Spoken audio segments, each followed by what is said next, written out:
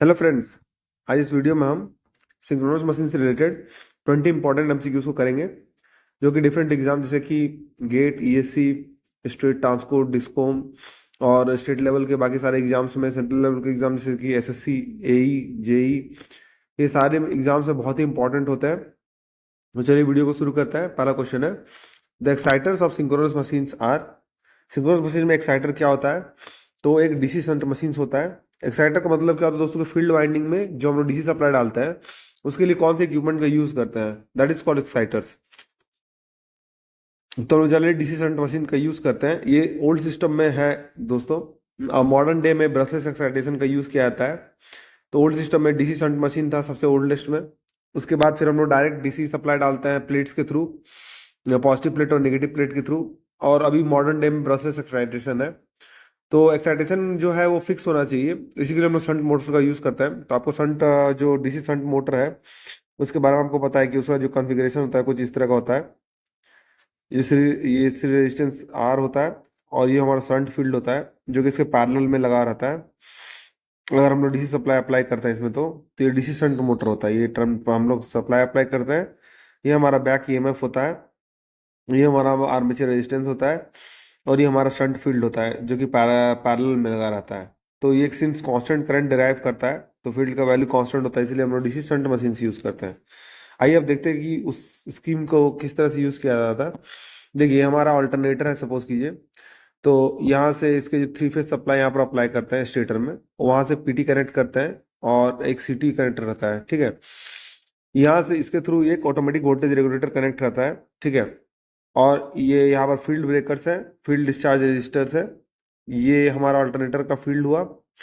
ये एक्साइटर का फील्ड हुआ। ये हमारा डीसी शंट मोटर का जो हमारा आर्मेचर का कॉन्फ़िगरेशन है। तो क्या होता है कि इस सिटी के थ्रू हम लोगों को कितना वोल्टेज डालना है उसका जो कैलकुलेशन करता है, ऑटोमेटिक वोल्टेज रेगुलेटर करता है। और जैसे मान लीजिए अगर फील्ड ओपन हुआ तो फील्ड में सिंस वो हाईली इंडक्टिव होता है तो उसमें करंट स्टोर होता है। तो उसको डिस्चार्ज करने के लिए फील्ड डिस्चार्ज रजिस्टर्स लगा रहता है। ये यहाँ पे फील्ड ब्रेकर ब्रेकर लगा रहता है, जनरली वीसीबीज लगे रहते हैं। तो इसका स्कीम होता है। और ऑटोमेटिक वोल्टेज रेगुलेटर वोल्टेज को नापता है पीटी और सीटी के थ्रू, और कितना वोल्टेज चाहिए उसके हिसाब से वो डिसाइड करता है। तो ये DC excitation system old system हो, आज के टाइम पे क्या होता है ब्रशलेस एक्साइटेशन सिस्टम होता है।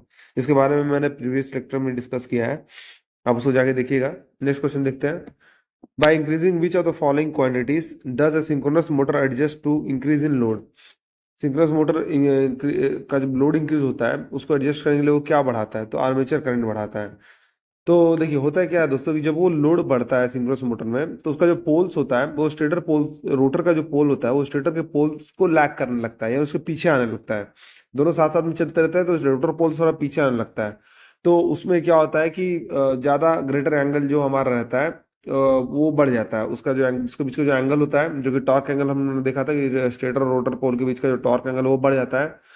तो तो उससे क्या होता है कि जो बैक ईएमएफ का जो फेज शिफ्ट होता है वो सप्लाई वोल्टेज के मुकाबले ज्यादा होता है। तो ये जो फेज शिफ्ट बढ़ता है उससे चलते क्या होता है कि हायर नेट वोल्टेज बढ़ जाता है, ठीक है। तो हायर नेट वोल्टेज बढ़ने से क्या होता है कि हायर आर्मेचर करंट बढ़ जाता है। तो लोड डिमांड को बराबर करने के लिए स्टेटर क्या करता है, मेन से ज्यादा करंट ड्रॉ करने लगता है। तो हायर आर्मेचर करंट बढ़ जाता है क्योंकि आर्मेचर जो वाइंडिंग होती है वो स्टेटर पे स्लॉटेड होती है। तो उसी के चलते क्या होता है कि हायर आर्मेचर करंट हो जाता है, ठीक है। तो अगर उसमें लोड बढ़ने से क्या होता है, उसका आर्मेचर करंट का वैल्यू बढ़ जाता है, बाकी क्वांटिटीज जो होती है वो फिक्स होता है, ठीक है। नेक्स्ट क्वेश्चन देखते हैं। Synchronous motor will always stop when. तो क्या हो जाएगा? सप्लाई वोल्टेज फ्लक्चुएट नहीं, लोड इन मोटर वेरीज नहीं, एक्साइटेशन वाइंडिंग गेट्स डिस्कनेक्टेड, यानी कि सी ऑप्शन सही हो जाएगा। यानी कि क्या होता है, एक्साइटेशन करंट क्या करता है दोस्तों? एक्साइटेशन मैग्नेटिक लॉकिंग प्रोवाइड करता है स्टेटर और रोटर पोल्स का, जिससे कि वो लोग दोनों सिंक्रोनस स्पीड पे रोटेट करते हैं। अभी ये अगर एक्साइटिंग वाइंडिंग को डिस्कनेक्ट कर देते हैं तो वो जो नेसेसरी डीसी सप्लाई मिलता है वो नहीं मिल पाता है, रोटर लॉकिंग नहीं हो पाता है। तो अल्टीमेटली वो फिर वो स्टॉप हो जाता है, ठीक है। तो एक्साइटेशन वाइंडिंग हमेशा कनेक्टेड रहना चाहिए, इंश्योर करना पड़ता है सिंक्रोनस मशीन में। नेक्स्ट क्वेश्चन है, in synchronous motor damper windings are provided on. Damper winding कहाँ पर प्रोवाइड की जाती है? तो पोल फेसेस में पोल फेसेस कैसा होता है, रोटर का पोल फेसेस कुछ इस तरह का होता है दोस्तों, क्योंकि इसमें फील्ड वाइंडिंग होती है, तो पोल फेसेस कुछ इस तरह का होता है। ये हमारा पोल का, ये इस पोर्शन को हम लोग पोल फेस करते हैं। यहाँ पर हम लोग डैम्पर वाइंडिंग ऐसे स्लॉटिंग में लगाते हैं, ठीक है, ऐसे जैसे बार से शॉर्टेड रहता है, तो इसको हम लोग डैम्पर वाइंडिंग बोलता है, ठीक है। तो आगे चल के इसका देखेंगे यूज क्या है, तो इसमें पोल फेसेस होगा, ठीक है। नेक्स्ट क्वेश्चन है, in synchronous machine the damper winding is generally used for, तो क्या होता है, स्टार्टिंग टॉर्क के लिए और प्रिवेंट हंटिंग के लिए, दोनों को एक एक करके देखते हैं। देखिए हंटिंग क्या होता है दोस्तों, देखिए जब सिंक्रोनस मोटर में, जब मोटर एक सिंक्रोनस स्पीड से रोटेट करता है तो एक कांस्टेंट टॉर्क एंगल डेवलप करता है, ठीक है। तो कांस्टेंट टॉर्क एंगल डेवलप करता है जब इलेक्ट्रोमैग्नेटिक टॉर्क जो है वो इक्वल होता है लोड टॉर्क है। अगर इसका इक्वेशन हम लोग देखें तो electromagnetic torque minus load torque is equal to M into del square torque angle divided by D T square. ये इस तरह का फंक्शन में होता है, या फिर इसको आप डायरेक्टली प्रोपोर्शनल टू इसके आप देख सकते हैं। तो ये दोनों अगर क्वांटिटी इक्वल हो तो ये एक्सेलरेशन नहीं होगा और डेल्टा कांस्टेंट होगा, इसका मतलब यही है ना। अभी क्या होता है कि जब लोड सडनली चेंज हो जाता है, जैसे मान लीजिए लोड टॉर्क बढ़ गया, तो ये डिसरप्ट हो जाता है, तो ये क्वांटिटी होता है वो जीरो नहीं होता है। इसका मतलब है क्या कि अगर T E minus T L ये अगर जीरो नहीं हो, तो इसका मतलब है क्या कि D square delta divided by D T square का मतलब जो एक्सेलरेशन होता है वो जीरो नहीं होता है, यानी कि इसमें एक्सेलरेशन होता है, यानी कि डेल्टा का जो वैल्यू होता है वो बढ़ेगा या घटेगा, ठीक है। तो अभी क्या होता है कि लोड सडनली चेंज होता है ना, तो क्या होता है कि रोटर स्पीड डेविएट कर जाता है, ठीक है, रोटर स्पीड कम हो जाता है, तो उससे डेविएशन होता है, तो क्या होता है एक इक्विलिब्रियम पॉइंट होता है, उसके अराउंड वो ऑक्सीलेट करने लगता है, ठीक है। पहले ये स्पीड थी तो स्पीड कम हुई, फिर वो वापस स्टेबिलिटी में आने के लिए इस पॉइंट पे वापस आता है, तो यहाँ पर स्टॉप नहीं होता, फिर सिंस वो एक्सेलरेट कर रहा है तो फिर वो आगे बढ़ जाता है। तो इसी तरह से इस एक स्टेबल पॉइंट के अराउंड इसमें ऑक्सीलेशन होने लगता है, ठीक है। तो उस ऑक्सीलेशन को हम लोग हंटिंग बोलते हैं, ठीक है। तो उस हंटिंग को प्रिवेंट करने के लिए हम लोग क्या करते हैं, डैम्पर वाइंडिंग का यूज करते हैं। तो हंटिंग किस कारण से हो सकता है दोस्तों, तो पहले एक कारण तो होता है कि लोड चेंजेस अब्रप्टली, अब जब लोड जो है अब्रप्टली चेंज होता है उसके चलते, या फिर उसमें कोई शॉर्ट सर्किट फॉल्ट आया हो, अगर उसमें कोई शॉर्ट सर्किट फॉल्ट आया उसके चलते, तो ये सारे कारणों के चलते क्या होता है, हंटिंग हो सकता है, ठीक है। तो prevent hunting and provide the, एक हंटिंग को प्रिवेंट करना, दूसरा स्टार्टिंग टॉर्क। तो डैम्पर वाइंडिंग को अगर हम लोग लगाते हैं तो आपको पता है इंडक्शन मशीन में भी क्या होता है कि रोटर जो होता है वो सेल्फ स्टार्टिंग होता है। क्यों होता है, क्योंकि उसकी जो वाइंडिंग का जो नेचर होता है उस तरह का होता है कि रोटेटिंग मैग्नेटिक फील्ड के अंदर में आने से, कि इन्फ्लुएंस में आने से वो रोटेट होना शुरू हो जाता है, ठीक है। तो डैम्पर वाइंडिंग इसीलिए लगाते हैं ताकि वो स्टार्टिंग टॉर्क दे सके। वो स्टार्ट होता है एज एन इंडक्शन मोटर, और जब उसका स्पीड 90% रीच करता है तो हम लोग उसमें डीसी फील्ड वाइंडिंग देते हैं, जिससे क्या होता है रोटर और स्टेटर पोल दोनों लॉक हो जाता है आपस में, और फिर वो सिंक्रोनस स्पीड से रोटेट करने लगता है। तो डैम्पर वाइंडिंग का क्या यूज है, दोनों यूज है, हंटिंग को प्रिवेंट करना है और स्टार्टिंग टॉर्क को प्रोवाइड करना है, ठीक है। नेक्स्ट क्वेश्चन देखते हैं, under which of the following condition hunting of synchronous motor is likely to occur, किसी कारण होता है, तो periodic variation of load, load का पीरियोडिक वेरिएशन के चलते होता है, ठीक है। नेक्स्ट क्वेश्चन है, if the field winding of an unloaded silent pole salient pole synchronous motor is open circuited then the motor will, तो क्या हो जाएगा, मोटर हो जाएगा स्टॉप, ठीक है। तो सेलियंट पोल का क्या है मतलब दोस्तों, देखिए दो टाइप का सिंक्रोनस मशीन होता है। पहला टाइप जो हमारा होता है सिलिंड्रिकल पोल, और दूसरा होता है सेलियंट पोल। तो सिलिंड्रिकल पोल का हम लोग यूज करते हैं हाई स्पीड वाले मशीन में, जैसे कि हमारा टरबाइन है, हमारा स्टीम टरबाइन है पावर थर्मल पावर प्लांट में, तो उसमें जो अल्टरनेटर का यूज होता है वो सिलिंड्रिकल पोल का होता है। सेलियंट पोल होता है हाइड्रो पावर प्लांट में, जहाँ पर उसका स्पीड लो हो। तो सेलियंट पोल में जो पोल्स होता है वो कुछ इस तरह से होता है, इस तरह से, और सिलिंड्रिकल पोल पोल में वो एक सर्कुलर शेप में रहता है, उसमें स्लॉटिंग रहता है, ठीक है। तो ये डिफरेंस है, ये लो स्पीड के लिए यूज होता है, ये हाई स्पीड के लिए यूज होता है। नेक्स्ट क्वेश्चन है,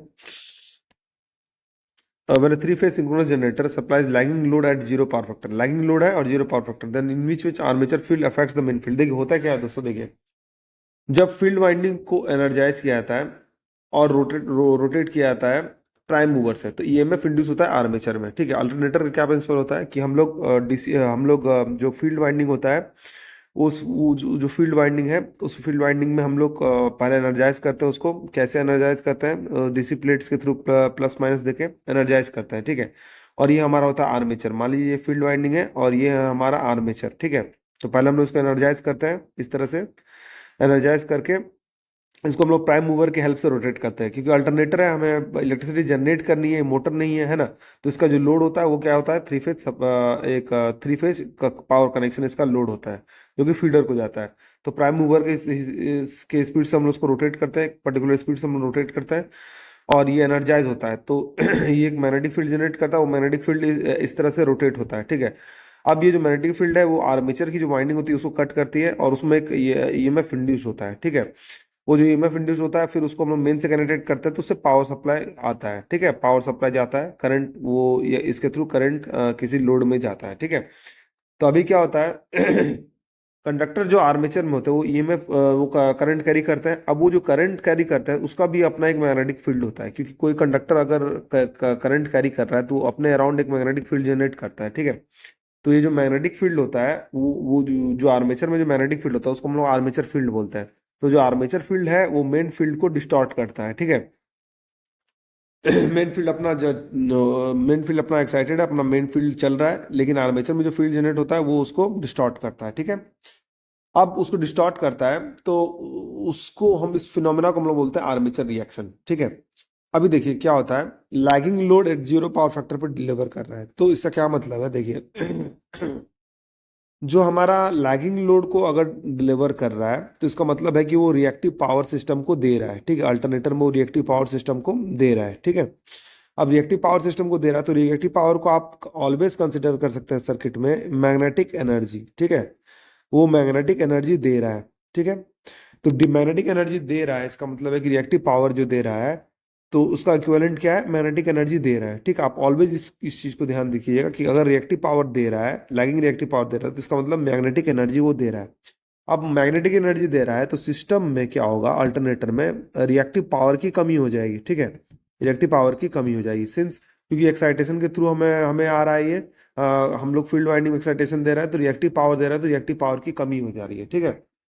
तो इसका मतलब है कि नेट जो मैग्नेटिक एनर्जी है उसकी कमी हो जा रही है, क्योंकि मैग्नेटिक एनर्जी वो लोड को सप्लाई कर दे रहा है। तो इसका मतलब है क्या, वो क्या होगा, मैग्नेटिक एनर्जी अगर कम हो गया तो इसका मतलब क्या है कि ये जो अब लोड है वो क्या हो जाएगा, डीमैग्नेटाइजिंग इन नेचर होगा। यानी कि वो डायरेक्टली अपोज करेगा, डीमैग्नेटाइजिंग मतलब वो डायरेक्टली क्या करेगा, अपोज करेगा। तो इसका मतलब इसमें आंसर क्या हो जाएगा, डायरेक्टली अपोज। अभी सपोज कीजिए उल्टा केस है अगर, कि वो लैगिंग लोड की जगह लीडिंग लोड को सप्लाई करता है। लीडिंग लोड को सप्लाई करता है इसका मतलब क्या है कि जो जो अल्टरनेटर है वो सिस्टम से लीडिंग रिएक्टिव पावर ड्रॉ करेगा, ठीक है। लीडिंग रिएक्टिव पावर ड्रॉ करेगा, ठीक है। तो इसका मतलब है कि लीडिंग रोड में क्या करेगा, उसको रिएक्टिव पावर मिलेगा। रिएक्टिव पावर मिलेगा इसका मतलब उसको मैग्नेटाइजेशन उसको होगा, तो इसका मतलब है कि वो डायरेक्ट उसको ऑगमेंट करेगा, ठीक है। ठीक है, लीडिंग लोड के चलते यही होता है, आपको लीडिंग लोड में क्या होगा, रिएक्टिव पावर मिलेगा। तो मिलेगा यानी वो रिएक्टिव पावर क्या होता है, मैग्नेटाइजिंग इन नेचर रहता है। तो इसका मतलब है क्या कि वो उसको ऐड करेगा यानी ऑगमेंट करेगा, अगर हम लोग लीडिंग लोड लेंगे इसकी जगह पर। तो ठीक है, तो इसका मतलब है कि हम लोग रिएक्टिव पावर दे रहे हैं क्योंकि लैगिंग लोड है। तो इसका मतलब है कि मैग्नेटिक एनर्जी दे रहे हैं, तो मैग्नेटिक एनर्जी दे रहे हैं तो उसको क्या करेगा, डायरेक्टली अपोज करेगा, ठीक है। नेक्स्ट क्वेश्चन देखते हैं। A synchronous motor has better power factor than an equivalent induction motor because, क्यों होता है, तो होता है क्या कि synchronous machine has separate DC excitation होता है which reduces machine second excitation dependency on main supply hence it operates with better power factor। तो इंडक्शन मशीन में क्या होता है दोस्तों, आपको पता है कि जो मैग्नेटाइजिंग एनर्जी आता है हम लोग स्टेटर सप्लाई से देते हैं, जिसको हम लोग नो लोड करंट बोलते हैं, आई नोट, जो फ्लक्स को सेटअप करता है। उसके लिए कुछ रोटर में अलग से हम लोग डीसी सप्लाई नहीं डालते हैं, लेकिन सिंक्रोनस मशीन में डालते हैं। तो इसके लिए इसका मतलब है क्या कि जो स्टेटर से हमारा जो मैग्नेटाइजिंग करंट का जो रिक्वायरमेंट है उस वैल्यू वो वैल्यू कम हो जाती है, जिसका मतलब है कि उसको अच्छा पावर फैक्टर मिलता है। तो सिंक्रोनस मशीन का ऑलवेज पावर फैक्टर एक इंडक्शन मशीन के सेम रेटिंग से ऑलवेज ज्यादा होता है, ठीक है। नेक्स्ट क्वेश्चन है, the torque angle in a synchronous motor is the angle between, torque angle किसके किसके बीच में एंगल होता है, तो टॉर्क एंगल जो हमारा होता है वो होता है रोटेटिंग स्टेटर फ्लक्स और रोटर पोल्स के बीच में, जिसको हम लोग डेल्टा लिखते हैं, ठीक है। और जो हमारा पावर डिलीवर होता है दोनों के बीच में वो क्या होता है, टर्मिनल वोल्टेज इनटू हमारा field EMF divided by synchronous reactance into sine of delta, और मैक्सिमम पावर ट्रांसफर किसके केस में होगा, अगर डेल्टा 90 डिग्री हो, ठीक है, जिसको हम लोग टॉर्क एंगल बोलते हैं। नेक्स्ट क्वेश्चन है, an alternator operates on the principle of, तो क्या इलेक्ट्रोमैग्नेटिक इंडक्शन के प्रिंसिपल पर वो ऑपरेट करता है, ठीक है। नेक्स्ट क्वेश्चन है, एन अल्टरनेटर इज, अल्टरनेटर क्या होता है, तो अल्टरनेटर होता है हमारा एक पॉलीफेज सिंक्रोनस मशीन होता है operated with DC exciter, always एक डीसी एक्साइटर से ऑपरेट होता है, ठीक है। हमने देखा कि अलग अलग सिस्टम था। पहले हम लोगों ने देखा कि DC machine, DC shunt machine का यूज़ करते हैं। फिर बाद में हम लोग देखा कि जो हमारा उसका रोटर होता है उसमें हम लोग डीसी प्लेट पॉजिटिव और नेगेटिव डालते हैं, ठीक है। और उसके बाद फिर हम लोगों ने तीसरा देखा है, जो देखा है इसमें कि हम लोग आज के ज़माने में हम लोग क्या यूज़ करते हैं, ब्रशलेस एक्साइटेशन, यानी ब्रशलेस एक्साइटेशन को यूज़ करते हैं। उसमें क्या करते हैं कि रोटर में ही हम लोग जो सप्लाई देते हैं वो रोटर के एक पॉइंट पे सप्लाई देते हैं, और वो जो है मैग्नेटिकली कपल रहता है। तो उसमें एक थ्री फेज इंडक्शन मोटर लगाता है, और इसको सप्लाई देते हैं, उसके स्टेटर को सप्लाई देते हैं। और सिंस इसको ये प्राइम मूवर से रोटेट होता रहता है, तो इसका मतलब है क्या कि इसमें एक इंड्यूस जो वोल्टेज होता है वो भी एसी वोल्टेज होता है। और यहीं पर जो हमारा रोटर होता है उसी में हम लोग रेक्टिफायर्स लगाते हैं, जो कि एसी को डीसी में कन्वर्ट करता है और डायरेक्ट ये फील्ड को सप्लाई देता है। तो इसमें हमें हमें जो कम्यूटेशन के लिए जो हमें उसमें जो ब्रशेस का यूज़ करते थे पहले, जिसमें स्पार्किंग होता था, उसको हम लोग अवॉइड कर देते हैं और हमारा ये मेंटेनेंस फ्री हो जाता है, ठीक है। तो अल्टरनेटर क्या होता है, पॉलीफेज सिंक्रोनस मशीन होता है ऑपरेटेड विद डीसी एक्साइटर, ठीक है। नेक्स्ट क्वेश्चन है, which of the following is the primary reason for placing field winding on rotor in an alternator. Primary reason क्या है, तो insulation of high voltage image easy on rotor. देखिए क्या होता है दोस्तों, कि हम लोग जो स्टेटर में जो हम लोग सप्लाई डालते हैं वो जनरली 11 kV, 33 kV, अगर बड़े बड़े अल्टरनेटर्स को लिया जाए तो 132 kV का भी अल्टरनेटर होता है, ठीक है।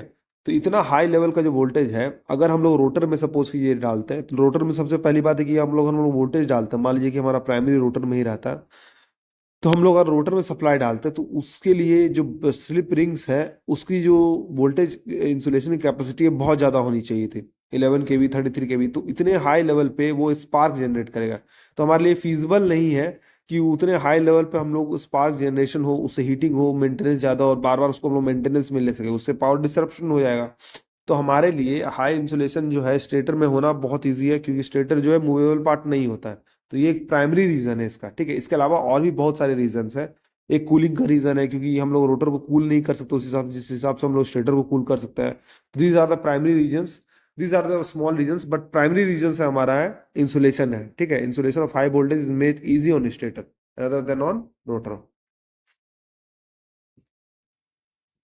नेक्स्ट क्वेश्चन है, the effect of increasing load on synchronous motor at constant excitation is. तो वो क्या हो जाएगा, इंक्रीजिंग आर्मेचर करंट और डिक्रीज पावर फैक्टर, ठीक है। नेक्स्ट क्वेश्चन देखते हैं, asynchronous motor can operate at, तो किस पे, लैगिंग पावर फैक्टर पे, लीडिंग पावर फैक्टर पे, यूनिटी पावर फैक्टर पे, तीनों पावर फैक्टर पे ऑपरेट हो सकता है, ठीक है। अगर ओवर एक्साइटेड हो गया तो लीडिंग पावर फैक्टर पे, अंडर एक्साइटेड है तो लैगिंग पावर फैक्टर पे, और नॉर्मल एक्साइटेड है तो यूनिटी पावर फैक्टर पे, ठीक है। Pony motor is basically, pony motor क्या होता है, तो एक स्मॉल इंडक्शन मोटर होता है। पोनी मोटर होता क्या है दोस्तों, देखिए पहले क्या स्कीम में हम लोग क्या यूज करते थे कि जो सिंक्रोनस मोटर है वो तो सेल्फ स्टार्टिंग नहीं है, तो हम लोग क्या करते थे कि जैसे मान लीजिए कि ये सिंक्रोनस मोटर का रोटर है, ठीक है। तो इस रोटर को हम लोग कपल करते थे किससे, एक इंडक्शन मशीन के रोटर से, ठीक है। और हम लोग इसके स्टेटर में हम लोग पावर सप्लाई डालते थे, ठीक है। इसके स्टेटर में थ्री फेज पावर सप्लाई डालते थे। तो ये तो सेल्फ स्टार्टिंग होता है, तो ये रोटेट होने लगता था रोटर, और उसी डायरेक्शन में सिंक्रोनस मोटर का भी रोटर रोटेट होने लगता था, ठीक है। और उसके बाद इसको क्या करते थे कि कुछ कुछ टाइम के बाद जब वो एक पर्टिकुलर स्पीड पर रीच करता था, तो यहाँ पर इसके रोटर में हम लोग क्या डीसी सप्लाई अप्लाई कर देते, और वो सिंक्रोनिज्म में पुल होता था। और इसको हम लोग इसी में, और फिर उसका सप्लाई हम लोग कट कर देते थे, और इसको उसी में हम लोग रन करना स्टार्ट कर देते थे। जो प्राइम मूवर जिस स्पीड से रोटेट होता था उस स्पीड से ही रोटेट होने लगता था। तो ये बहुत ही ओल्ड सिस्टम ऑफ थिंग्स था। सिंस इसमें कपलिंग होता था पहले से ही, तो हमारे लिए थोड़ा डिफिकल्ट हो जाता था इस सिस्टम को मेंटेन करके रखना। तो फिर हम लोगों ने धीरे धीरे चेंज किया। तो पहले पोनी मोटर यूज किया जाता था किसके लिए, एक स्मॉल इंडक्शन मोटर के जैसा यूज किया जाता था, ठीक है। नेक्स्ट क्वेश्चन है, तो maximum power develop in synchronous motor depends on, किस पे डिपेंड करता है, रोटर एक्साइटेशन ओनली नहीं, सप्लाई वोल्टेज ओनली नहीं, rotor excitation supply voltage both नहीं, rotor excitation supply voltage maximum value of coupling angle. यानी कि हमारा पी जो जनरेटेड पावर है, तो उसका वो क्या होता है, हमारा रोटर का सप्लाई वोल्टेज, ये स्टेटर का सप्लाई वोल्टेज, रोटर का एक्साइटेशन ई एफ इंटू हमारा कपलिंग एंगल साइन डेल्टा, और सिंक्रोनस रिएक्टेंट एक्सेस। ये तीनों क्वांटिटी पे डिपेंड करता है, ठीक है। तो इसका मतलब इसमें डी ऑप्शन सही हो जाएगा, ठीक है। नेक्स्ट क्वेश्चन है, why armature of a synchronous machine is mounted on stator not on rotor. तो इसका हम लोगों ने सीधा सीधा रीजन देखा था, क्या, reducing number of slip rings on the rotor. तो आर्मेचर को अगर हम लोग स्टेटर में डालेंगे तो उसमें स्लिपिंग की जरूरत नहीं, को डायरेक्ट सप्लाई आएगा। Armature associated with large power as compared to field circuit, बिल्कुल सही, जो हमने देखा था 11 केवी के एग्जांपल से। और प्रोवाइडिंग हाई वोल्टेज इंसुलेशन, तो रोटर बिल्कुल सही। और कूलिंग में भी इसका एक रीजन है, इसको भी आप ऐड कर सकते हैं कि इफेक्टिव कूलिंग उसमें हो सकता है। तो ये सारे रीजंस में सही है, ठीक है। नेक्स्ट क्वेश्चन है, synchronising power of a synchronous motor is, synchronising power क्या होता है सिंक्रोनस मोटर में? तो क्या होता है, वो directly proportional to synchronous reactance नहीं, इनवर्सली, हाँ बिल्कुल सही है, इनवर्सली प्रोपोर्शनल होता है। कैसे होता है, तो हमारा जो सिंक्रोनाइजिंग पावर होता है वो क्या होता है, voltage into E F field into sine delta divided by access. तो ये जो सिंक्रोनाइजिंग रिएक्टेंस है उसके इनवर्सली प्रोपोर्शनल में है, तो इसका मतलब है कि इनवर्सली प्रोपोर्शनल होगा, ठीक है। नेक्स्ट क्वेश्चन है, the speed regulation of a synchronous motor is, तो स्पीड रेगुलेशन क्या होता है, तो जीरो होता है, क्यों? क्योंकि जो हमको पता है कि जो सिंक्रोनस मोटर उसका स्पीड चेंज नहीं होता, वंस एक बार वो सिंक्रोनस स्पीड से अगर रोटेट करता है तो फिर उसका स्पीड कम नहीं हो सकता है। तो स्पीड रेगुलेशन सिंक्रोनस मोटर क्या होता है, ऑलवेज जीरो होता है, ठीक है। दोस्तों अगर आपको वीडियो पसंद आए तो वीडियो को लाइक कीजिए, चैनल को फॉलो कीजिए और सब्सक्राइब कीजिए और बेल नोटिफिकेशन को प्रेस कर दीजिए, ताकि इसी तरह के इंपॉर्टेंट अपडेट्स मैं आपके पास लाता रहूं। तो वीडियो में बने रहने के लिए धन्यवाद, मिलते हैं आपसे अगले वीडियो में।